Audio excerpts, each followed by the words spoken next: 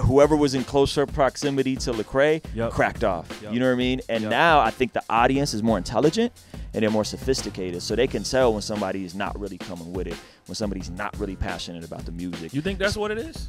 I think people know. I mean, we're gonna talk business. Look at the SoundScan numbers.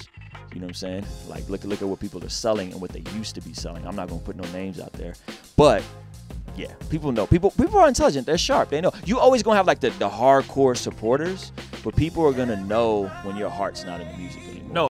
Let's get the people what they want. The Wade-O Radio Show. WadeORadio.com. I'm here with my brother Wade. We hanging out on episode 375. Ah, man, see, we way past 375 now. Yeah, what episode are you on? We just put out 485 this week. Wow, dude, I remember when it was like the 100th episode, and I was trying big. to That was convince so you big, to like bro. do a show or something, and you was like, I ain't doing no shows. You remember that? Yo, you about to crack 500 episodes. I know. How does it feel? Like I've been in the game a really long time. You have been in the game That's a really what long it time. feels like. We've been in the game a long I time. know. This is like our gajillionth interview. I know. We I've got literally too many lost to count. tracks of how many we got times too many to count, bro. we've done interviews. Yeah, because we got multiple video interviews, multiple podcast interviews. I feel like this is at least my third one in this room. Yeah. We've done one at your house. Yeah. We've done one at Legacy. Yeah. And we've done several over the phone. Well, here's the crazy part. You're one of the few people that's actually been to my house to do an interview. Facts. You and I liked your house. You still in the same spot? Yeah, we're It's moving. a very nice now. spot. We're in Oh, the you're process of moving? Yeah. Oh. We'll be moving soon. Rockwater did one in there. I did one with Rockwater in there. Okay. It's like I y'all and like Rockwater. that. That's it. That's what got me I think in. that's it, bro. Yeah. I think that's it. Wow. Yeah, that's crazy. Praise bro. the Lord. Yeah. So what's going on, brother? I'm cooling, man. I'm in New York. I don't know how I feel about my mic sounding all verby, but I'm in New York. All we got to do is turn it. All you got to do is say, Wade-O, turn it down, Wade-O, man. turn it down. I'm in New York. It's like probably my favorite city to visit to besides home, of course. Really? Yeah, absolutely. Yeah. I love New York. New York loves me. The people here are Bro, we even fantastic. shot a music video out We here, shot a bro. music video out here. We finna do another one. Hopefully we're gonna get a weekly done. My man Adam is here to shoot a weekly. Yeah. It's gonna be surprised. We're gonna see if we were gonna do That's it what me and today Beleaf or, had the same coat on in that video. we're gonna try to do another one, and then I've shot several music videos in New York. Cass used to think we was from New York. Because of how many. Funny story. Funny story. Y'all was out here a lot, though, back then. Violator Management reached out. Wow. It's like a year, 6 months to a year before Chris Light. That's what I was getting ready to say. This is when Chris was still. And they reached out and they thought we was local, and they was like, "Yo, can y'all come by the offices?" And we was like, We're in San Diego. "We're in San Diego." Like, "Oh, when can y'all be here?" And we're like, "Well, y'all want to do like a Skype or something?" It's before FaceTime. Like, I want to do a Skype, and they're like, "No, just come by." And I'm like, "We can just hop on a plane." Everyone's trying to fly us out, and then like right after that, rest in peace, Chris Light. That's crazy. Weird story, but he like checked for us. I think it was that Yap Yap video that did it. That's crazy. Checked for us and was like, You know what it was? It was my intro, man. That's what got y'all intro. Facts. That's it, bro. Facts. That's hilarious. That's Facts. crazy, bro. Yeah, man. That's crazy, man. So what's been going on, brother? Good things. Good teams, You got these man. video blogs going on, That's man? a fact. You giving out all this good advice? Yeah, absolutely. There's no secrets. No secrets. There's no secrets. Hey. There's no Hey. there's no codes. There's no Hey. hack that nobody knows. Like it's all out there. Sure. You know what I mean? So Sure. if you got the chops and you got the work ethic and you understand connecting with people, understand tribal marketing, understand just the place where social media and technology, it's the best time to ever be doing anything, I feel like. Do you, know what I mean? let me say this though. I think you're one of the perfect people to answer this question because you've been indie for a really long time and you've seen a lot of different shifts in the industry, right?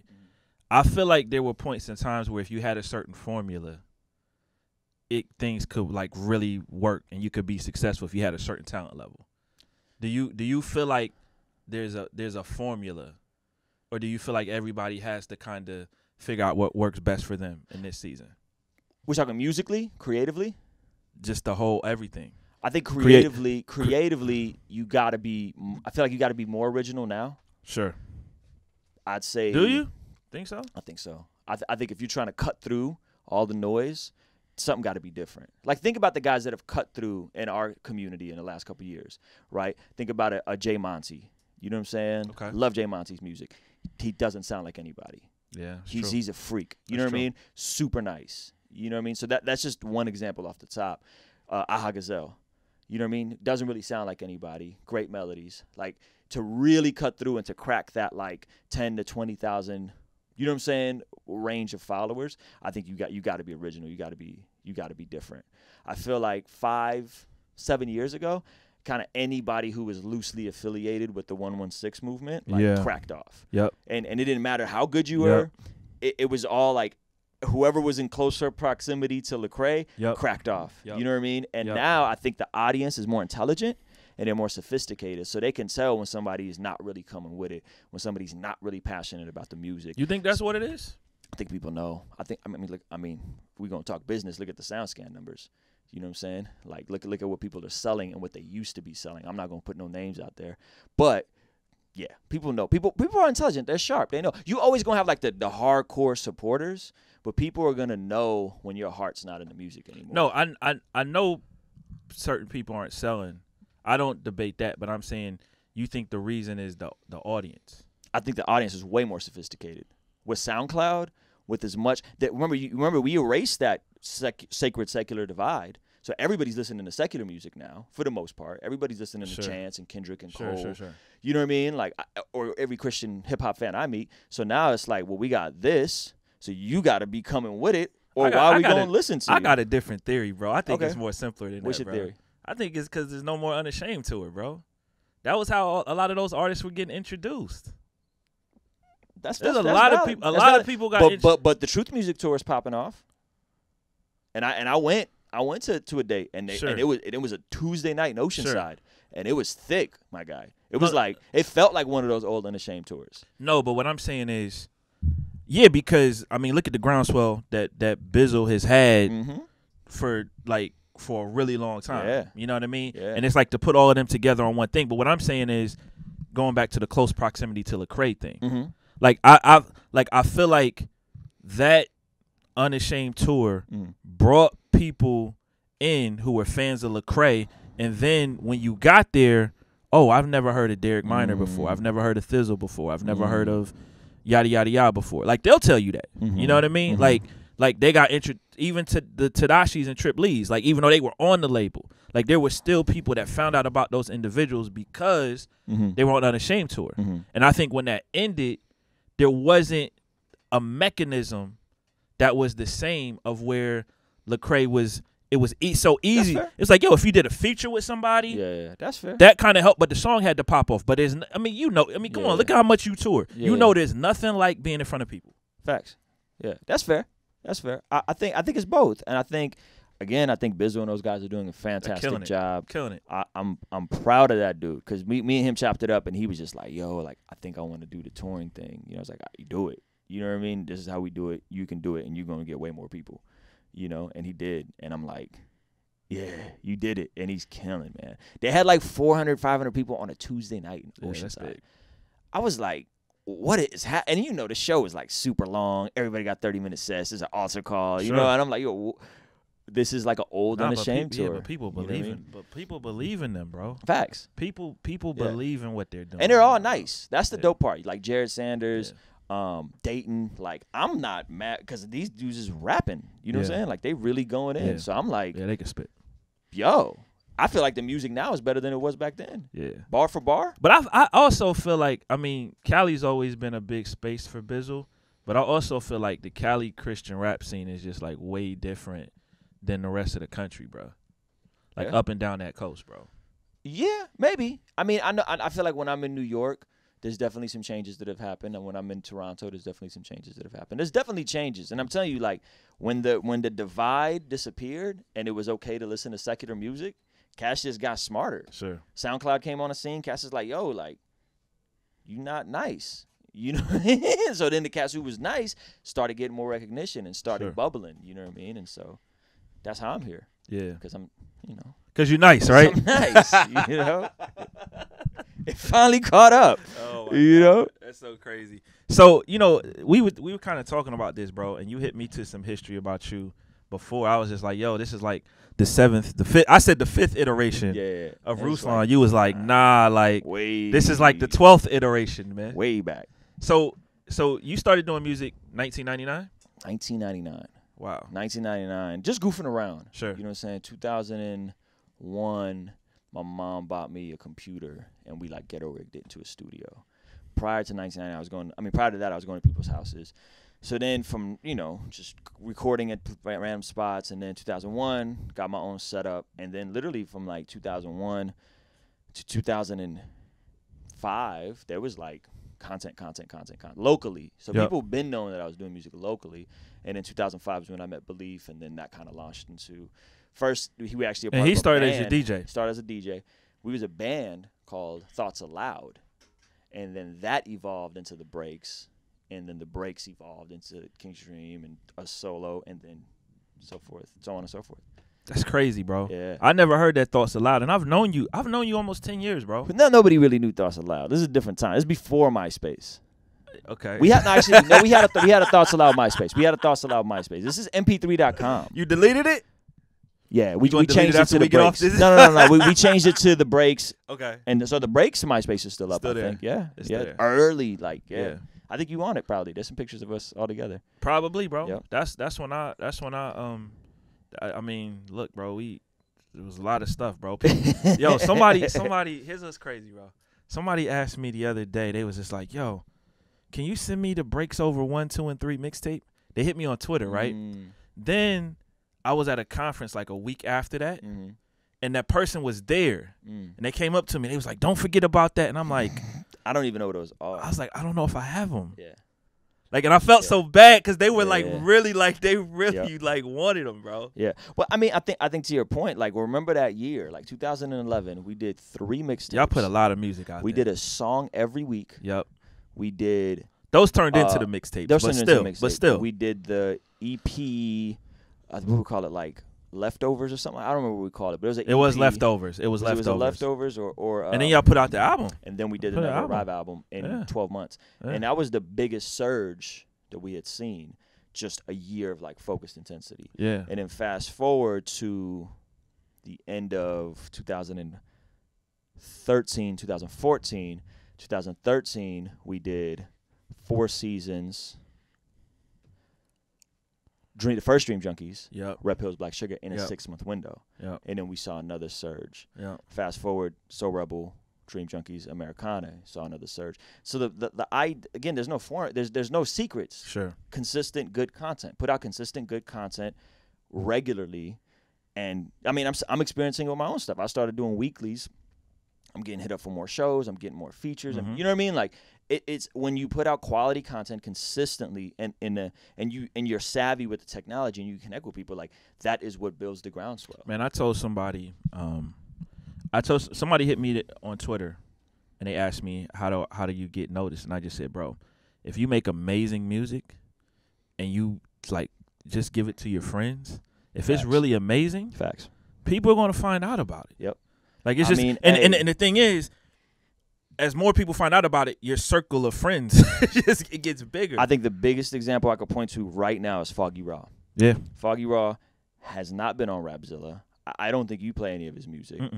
And just strictly off of SoundCloud, he hits all of his friends up. I'm dropping a song tonight at 6 p.m. I need you guys all to hit the repost button and share it with your friends. And he did that enough time, and then the songs went from a couple thousand to 20, 30,000 to now a couple 100,000 to now he's sitting on a song within 3 weeks on Spotify that has 500,000 plays. See?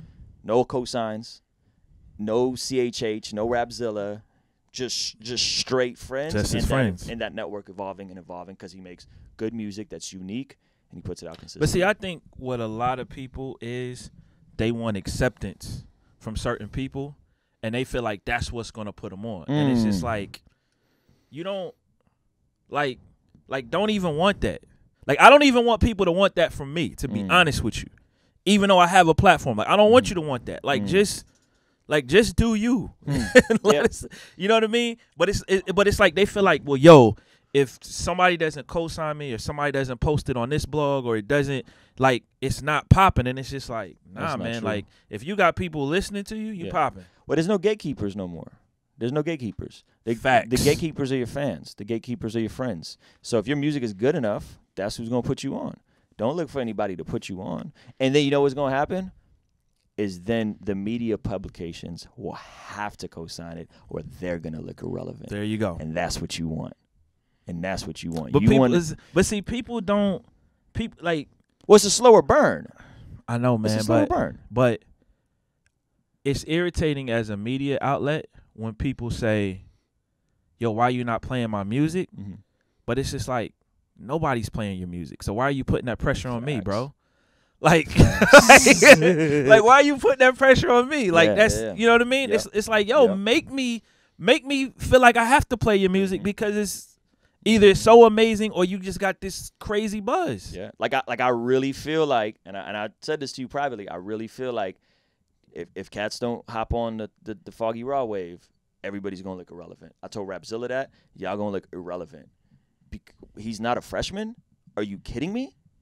Are you kidding me? I don't know how they choose that. I don't understand how they choose Sure. that. You know what I'm saying? But this man is crushing it. You know what I mean? And I'm just like, cool, man. Like next year and a year from now, everybody's just going to look like they missed the boat. You don't want that because it happened with Aha. Cash was late. You know what I mean? I wasn't late on Aha. Well, but you because you keep your ear to the streets. Yeah. But a lot of people were late. Yeah. You know what I mean? Yeah. And then all of a sudden, overnight, he's on Reach Records. Yeah. Wow. But like we all knew. I think cats who really knew. Like I've been hearing of Aha since 2014. So let me say this for some media outlets. I think some media outlets have always been of the mindset that if you don't come to us, we're not gonna mess with you, right? And I'm a DJ first, so. And I started DJing well before the internet. Like when I started DJing, if you had a website, you were like somebody. You know what I mean? So it was like I've always been used to digging for records. Like I've always been used to going to record stores, sifting through, you know, listening to it there, or buying an album off of the cover alone. And it's like, okay, this looks days. dope. Yeah. Hey, this I looks remember dope. those days. Let's try this out. So that's a fact. So I think like you have to like take your pride out of a situation with artists, and it's just like, yo, there's nothing wrong with even if they don't come to you. So like I feel like the reason why a lot of people missed it with Aha is because Aha didn't go to certain people and say, hey, can you do this? He just looked at it and said, you know what, like I don't know if I really fit into what's already going on over there, so let me just kind of do my own thing. And if people come on to it, that's how you should do it. That's how everybody should do it. You know, in my humble opinion, I feel that's how I had to do it because theBreax never fit in.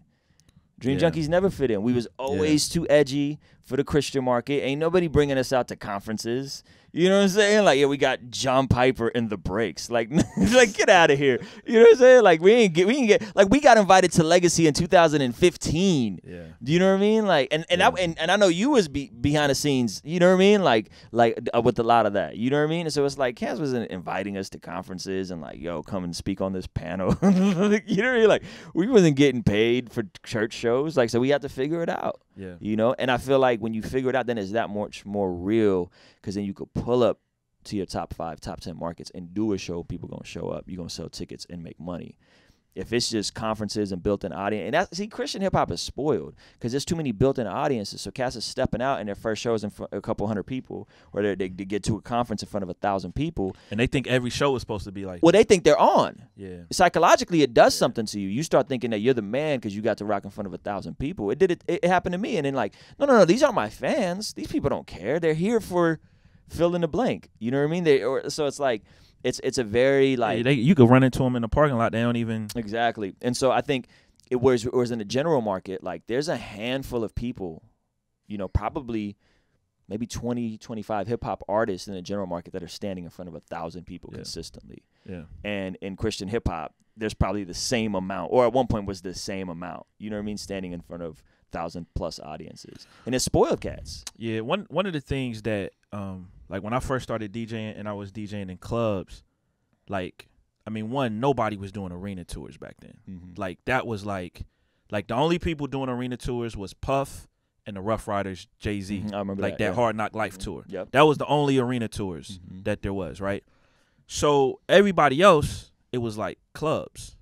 And a lot of the artists that was like, if you had a song on the radio, they might pay to come perform at a club in a certain market. They say, hey, we'll come for free or whatever the case may be. And it was like, that will put you in front of people. But it's like when you come into the Christian market, it's like the other way around. It's just like, hey, we need a Christian rapper for this event.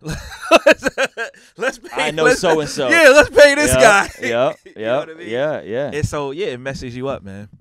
But I tell artists all the time too, like, you know, one of the things like just try to do as many shows as you can in your area. Yo, this conversation is either gonna be the most boring conversation to people man. or the most like valuable thing they've ever heard if they're creative. Nah, man. If they like, what are they talking about? Hey, like, man, if they are artists, they better soak it up, bro. Facts. You know what I mean? They better soak it up, bro. So, what's the future of King's Dream look like right now? Oh man, Because you know, listen, Beleaf said this is his last album. He's doing Beleaf album. in Fatherhood. Facts. John is with Interscope Records. I can neither confirm nor deny. Okay, all right. But yeah. Well, he's confirmed it. So So yeah, no, I think everything that's happened, I think we all knew was gonna happen a year and a half ago. Sure. You know what I mean? If you listen to the Good Religion album, you hear like this very sentimental tone on the record. You know, specifically like songs like Answer Your Call, On the Road. So I think internally all knew, or at least I did. You know what I mean? I think Beleaf did that. Like Beleaf was like, I'm done. Like I'm not trying. He didn't even want to do the Good Religion record. You know what I mean? I was like, come on, like we got to do it, you know? And it did what we needed it to do, which is it established all of us respectively in our own spaces. And I think that's what we needed as creatives, as businessmen, as artists. And now I'm excited, man. I have two artists that I've confirmed, and I'm working on a third and a fourth. So I'm excited. They're dope. They're young dudes. Nobody really knows who they are, under 1,000 followers on Instagram, and they're nice. They're super nice. I don't want to give it away, but yeah. So I'm just like, yo, because you know what? In being an entrepreneur, I like to start. Sure. I'm not the maintainer. I'm not a manager. You know what I'm saying? I like to start and say, okay, ground level, let's have a vision, 5-year plan. Where can we get this in 5 years? And then build it from there. Not like, cool, now we just got to maintain this. I'm just trying to see, bro, like, should I get this hat framed? Oh, you talking about the Dream? I mean, I like anybody should I get this hat framed? Anybody that knows what the Dream Junkies is should know that the Dream Junkies is not a rap group. That was never our intent. Dream Junkies was an idea and a tribe of people that wanted to be addicted to God's dream for their life. It's that simple. So anybody that like their thought was like, oh, the rap group Dream Junkies broke up, like, it's sleep on what that even meant. You know what I mean? You're way off. We're not doing music together anymore. But again, this is something that we knew and we've been projecting. Like prior to John leaving like we sat down, we're like, this is the last Dream Junkies album. Before there was a Dream Junkies album. You know what I mean? So we knew. So it's kind of one of those like, it's a good thing. It's a healthy thing. It's a healthy thing for everybody. And will there be another Dream Junkies group revamp? No, absolutely not. There will not be another Dream Junkies group. Will the brand be alive? That's up to the people. You know what I'm saying? If it resonates with the people, then in some way, shape, or form, those people will be represented. Sure. So sure. So what got you into this vlogging game, brother? A couple of things. I wanted to add as much value to people in the simplest way. And so music, you can't really do like motivational raps or raps about financial literacy. You know what I'm saying? Pay off your debt so you could be debt free. I don't know, man. I don't know. D1 like, did it, bro.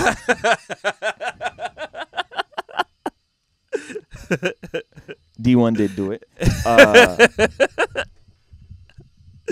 You can't really make dope, interesting. I got you. You know what I'm saying? You can't make the kind of music that you want to make. I want to make. I got you. And D1 is amazing in his own right. You know I got what you. mean? And so I needed a different platform on how to speak to people. Sure. And if you actually looking at D1, he's doing these little motivation Instagram videos. You know what I mean? So it's just a different platform to speak to people. And I felt like there's a community and a culture of young artists and creatives who don't have any leaders. And they're trying to figure it out. You know what I mean? And I'm sitting on this decade plus of experience. Yeah. I've built something, multiple things that are self-sustainable. And I'm like, yo, like, let me help. You know what I mean? Let me help. And knowing that if I just help, somehow it'll come back to me. And it has, like in really unexpected ways. You know what I mean? And so on just a very, very, very basic level of like, now my name is mentioned more, which brings more equity to my name, brings more equity to my brand, brings more interest to the music, brings more interest to the shows, simply because I've been dropping Monday motivations and then weeklies, you know, for Monday motivation since like December, weeklies about to drop the 10th one, you know, and that just the consistency of that has helped. I just didn't see nobody else doing it, like not in our scene and not really in hip hop, you know what I mean? And I'm like, yo, like I'll speak up, I'll lead. You know, there's nobody wants to do it, and so why not? And I was already really familiar with video. I don't know if you know, my last job before going full-time with music I was the video guy at my church. At your church. Oh, I remember for that. 2 years. I remember that, bro. Yeah, and so, like, that was like, okay, I'm already doing this. I'm proficient at it. It's easy. I don't have to think. Yeah. Why not? I could do it, you know? And then I started doing it, and then a couple of them went viral on Facebook, and then I was like, yo, cool. You know what I mean? Let me just keep doing these. And the point isn't even, see, my whole philosophy switch where, like, instead of trying to go wide and, like, let me reach more fans, my philosophy switch where this year I'm like, let me treat and serve the fans I have better. Let me help people. Let me really engage on the superphone. Let me really be as active as I can possibly be, not so that I can gain more fans. Let me just treat what we already have better and care for them. And then eventually, when the time comes, that'll explode organically. A lot of people are going for the wide without building the depth, you know. And so, I think that's important. And it's important for me. Yeah, I feel like the depth. That's what gives you like the hardcore fanatical fans, bro. Absolutely. Yeah. Absolutely. And people just feeling like they want to see. I don't know if you fanatical win. was the right word. but you know fanatical, what I mean. like whatever. But whatever people that tribes, really, yeah, micro tribes, really whatever. ride with yeah. you. When people are bought in, like. And they want to see you win because they feel like you're there, you're the soundtrack to their music, you know, or you're their voice, or, you know, you just speak to where they're at. Like, yeah, people buy into that versus like, oh, this is just a clever song. I like this song. No, I like this mind. I like this. I like where this is going, you know? Yeah, I learned that inadvertently. Like when I started doing once a month, like no guests on my radio show and just mixes, those podcasts actually do double the listenership of the interviews. Yeah. Well, you've been doing your videos that have gone viral. There's the one, you know, the Christianity is not a bro, and I had and that joint. I just did that off a whim, bro. Couple million, right? Nah, not quite. It's not quite that. Well, it cracked. I feel like it cracked $1 million. Yeah, it's out there. Yeah, but I mean, honestly, bro, I just kind of did that on a whim, and but you're speaking to a need. Yeah. That nobody's really speaking to, especially right in now. That medium. Yeah, right. There's other people talking about it in books and apologetics, but nobody's speaking to that in the urban context. Yeah, you know what I mean. And so it's like, yo, like why not? Like we need leaders. And I think too, a lot of the content that I've seen from it is like young, like older people talking about it, and so sometimes there's like the relatability factor there. Man. Facts. So look, man. So what's next for you, bro? I know you're touring right now, but what's the next 6 months to a year look weeklies, like? Okay. Mixtape, new artist. Nice. Weeklies, mixtape, new artist. And obviously shows. You know what I mean? Like I'm going to Nebraska. Like I didn't even know I had fans in Nebraska. That's what's up. You know what I mean? So I'm like, yo, I'm going. Thought you was just on the coast, bro. I literally thought I was. Middle like, America loves Ruslan. That's it. Now it's middle America, and I'm all these fans are popping up that are like in the middle, and I'm like, yo, this is like, so I'm going to Nebraska. Like this is crazy, you know. Went to Montana last year. Wow. You know what I mean? Just like really random markets. I never thought I would have fans in those cities. And yeah, man. So I'm excited, man. But yeah, so, you know, we're constantly, I think I'm best when I'm constantly creating as a creative. When I have to feel like I got to stop and wait and do this and like, it's just not, it's not good for me. Last question. Fancy, you know? Are you more creative or entrepreneur? Oh, come on. Tell me that ain't a good question right there. You hear all that dead air? That's how you know. Ain't no cop out, man. Ain't no cop out, bro. I feel like they're the same thing. I feel like they're the same thing. No. I feel like they're the same thing. As somebody who is one of each, no. You don't think they're the same thing? Absolutely not. Okay. I feel like my creativity flows, my entrepreneurialism flows out of my creativity. It really flows out of a place that no one else did it for me. Let me answer this for you, brother. You are an entrepreneur because you want to be creative 24/7. I'm an entrepreneur because I want to be. I'll take that. That's how you fund it. I'll take that. The entrepreneurship is you became That's fair. That's fair. I had to. This had to make sense on paper. You know what I mean? So it's like I had to figure out how to make the business side work so that I could do the creative stuff. You know what I'm saying? Yeah. But no, I wouldn't. I'm definitely not pure creative. Where I don't think I think strategy. I think tactical. I think plans. I think, you know what I'm saying? Like I've kind of always thought that. Like my senior exhibition. I don't know if y'all did this in high school. We did a senior exhibition where you had to get up in front of like members of the community and do a 10-minute speech on what you want to do with the rest of your life. And mine was on being a rapper who ran his own label. I had this mapped out from 16, 17 years old, sophomore year of high school. Okay. You know what I mean? So, like, I've always seen this path for myself. So, I'm definitely more tactical, you know what I mean? But I'm not a guy that, like, geeks out over, like, the nuances of creativity. I'm definitely more entrepreneurial. So, I'll give you that. So, hold on. How did you say that? You said... Yeah, I'm an entrepreneur because I want to be creative all the time. Right. I like that. Yeah. That's my go-to. Okay. Love it, man. Wado Radio. Appreciate you, brother. Episode 479. Make sure you follow it on Instagram, WadoRadio.com, Wade Harris on Facebook. What's the it's more than music. It's ministry. Only after 10 years, he still got to try to remember that. Wado Radio.